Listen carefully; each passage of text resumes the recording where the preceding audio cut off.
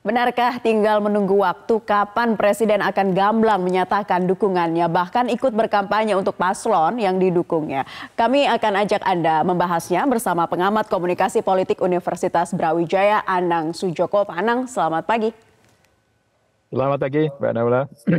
Ya, jadi gini Pak Anang, apakah Jokowi kadung panik ya elektabilitas Prabowo Gibran stagnan sampai harus tegaskan Presiden boleh berpihak di pemilu, sehingga sikap inkonsistensi ini muncul dari seorang Presiden. Pertanyaannya, emang boleh seberpihak itu di luar partainya lagi?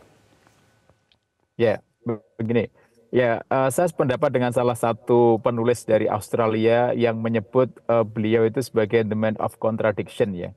Jadi dalam banyak hal, memang pernyataan-pernyataan beliau itu bukan hanya kontradiksi dengan apa yang disampaikan terdahulu lama, tetapi juga ternyata beberapa apa istilahnya tindakan, perilaku dan juga kemudian apa yang kemudian menjadi kebijakan-kebijakan juga ada apa ketidakkonsistenan ya. Nah, kalau melihat posisi beliau sebagai sebuah kepala negara, kemudian fungsi beliau juga harus memastikan keamanan kelancaran pilpres ini, tetapi ternyata dia menjadi salah satu apa aktor dalam permainan ini.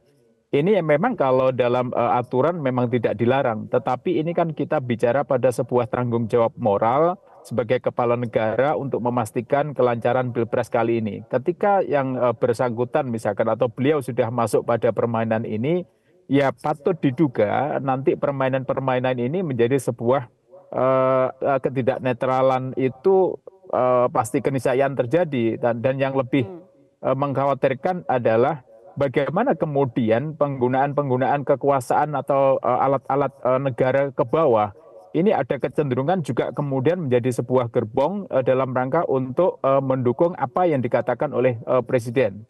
Nah, kalau sudah begitu, maka kekacauan politik itu bukan hal yang tidak mungkin terjadi.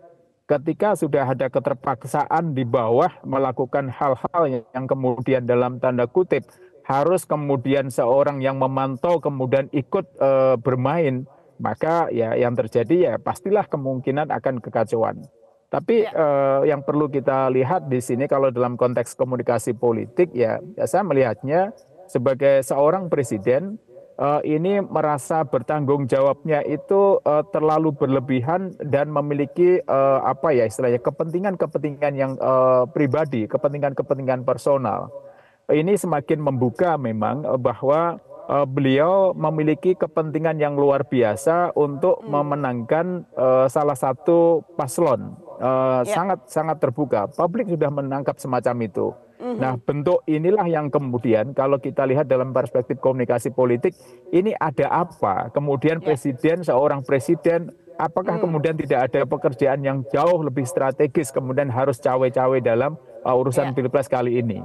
Nah, pertanyaan besar itulah yang kemudian akan menjadi sebuah diskusi di ruang publik yang bisa jadi nanti kemudian mengarahkan pada hal-hal yang kontraproduktif terhadap pilpres ini.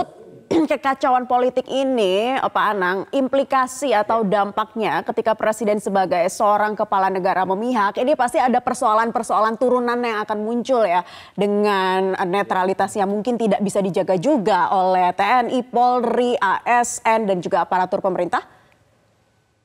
Ya pasti, dia nanti akan ke bawah semacam itu, meskipun kemudian itu dilakukan secara sembunyi-sembunyi, itu akan kemudian bisa terbaca oleh publik. Ya, dan seorang presiden meskipun nanti cuti, ini paling jeleknya cuti, beliau tetap sebagai seseorang yang jabatan presiden ini masih melekat, sehingga di bawahnya ketika itu menjadi kewenangan presiden untuk menunjuk, mengangkat, memantau, menghentikan itu semuanya, maka aparat-aparat ini tidak memiliki kebebasan kembali. Aparat-aparat ini suka atau tidak suka akan kemudian mengikuti apa yang dikatakan. Nah, kalau kemudian dia melakukan pelanggaran-pelanggaran dari sampai ke bawah misalkan, ini yang terjadi kemungkinan kan ada sebuah kalau kita katakan ada penolakan batin di aparatur-aparatur yang ada di bawah. Ini yang kemungkinan akan terjadi satu. dia akan bersuara keluar. Kalau kemudian sampai bersuara keluar 1, 2, 3, maka ya masyarakat kemudian akan secara bondong-bondong kemudian melakukan gerakan-gerakan penolakan. Karena masifnya, semakin masif itulah maka kemungkinan masyarakat juga akan secara masif melakukan penolakan-penolakan itu. Ini yang saya khawatirkan akan menjadi semacam people power dalam rangka untuk menegakkan atau memprotes tindakan-tindakan aparat yang itu ternyata tidak netral, yang itu ternyata berpihak. Ya ini sangat potensi sekali menjadi bom waktu kalau ini benar-benar akan dilakukan oleh seorang presiden. Ya, tapi Pak Anang, secara aturan hukumnya sejauh mana sih memang presiden boleh memihak atau boleh berkampanye diperbolehkan oleh undang-undang. Tapi apakah secara etika ini akan menjadi persoalan tentunya?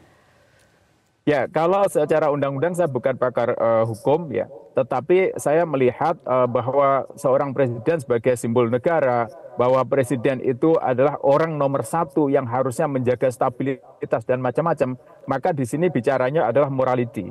Bicaranya adalah tanggung jawab moral seorang presiden untuk memastikan bahwa kader-kader putra-putra bangsa terbaik itulah yang kemudian biarlah dipilih oleh rakyat. Janganlah kemudian sebagai sebuah kepala negara, kepala pemerintahan yang itu menjadi pengayom dan itu semuanya kesejahteraan, stabilitas semuanya, itu kemudian harus mencampuri urusan-urusan rakyat dalam rangka untuk kemudian menggolkan calonnya. Karena masyarakat kita itu sudah bisa membaca. Nah, pada posisi ketika masyarakat sudah membaca, punya pilihan, kemudian ada intervensi, seolah-olah intervensi itulah yang akan menjadi dalam tanda kutip. Itu bisa jadi menjadi hukum yang dipaksakan kepada publik. Karena kata presiden, perkataan presiden itu bisa menjadi sebuah policy di dalam oleh masyarakat atau oleh publik. Nah, kalau itu kemudian bertentangan dengan masyarakat di bawah, maka apa yang terjadi? Yaitu semacam pelanggaran morality. Kalau sudah pelanggaran moral oleh pimpinan negara, maka apa yang terjadi? Di bawah jauh akan terjadi kekacauan karena pelanggaran-pelanggaran itu akan banyak dan masif. Apakah ini juga bisa dikatakan bertentangan dengan sumpah jabatan presiden dan mencederai demokrasi? Nah, kalau sumpah jabatan saya tidak paham. Tapi kalau mencederai demokrasi pasti. Ini pasti. Ini adalah sebuah upaya menurut saya untuk merongrong nilai-nilai demokrasi, untuk kemudian mengintervensi hak-hak rakyat dalam rangka untuk menentukan pilihannya. Karena perkataan presiden ini sudah masuk kepada ranah publik, maka bagaimana kemudian rakyat yang harusnya memiliki kebebasan berpesta demokrasi, akhirnya kemudian menjadi dalam tanda kutip sebetulnya ada arahan yang kemudian menjadi sebuah paksaan yang pada akhirnya juga kemudian pesta demokrasi ini bukanlah sebuah pesta demokrasi, tetapi adalah pesta intervensi aparat. Nah, kalau sudah pesta intervensi aparat, maka apa? Pimpinan itu bukanlah belum tentu dikehendaki oleh rakyat. Pimpinan yang terjadi nanti ada kemungkinan terjadi sebuah kecacatan demokrasi. Pemimpin yang nanti akan terpilih, ya itulah pemimpin yang terpilih karena di balik cacatnya demokrasi, cacatnya pelaksanaan demokrasi. Baik, terima kasih Pak Anang Sujoko, pengamat komunikasi politik sudah bergabung di kesempatan Selamat Pagi Indonesia kali ini. Selamat beraktivitas kembali. Jelajahi cara baru mendapatkan informasi. Download Metro TV Extend sekarang.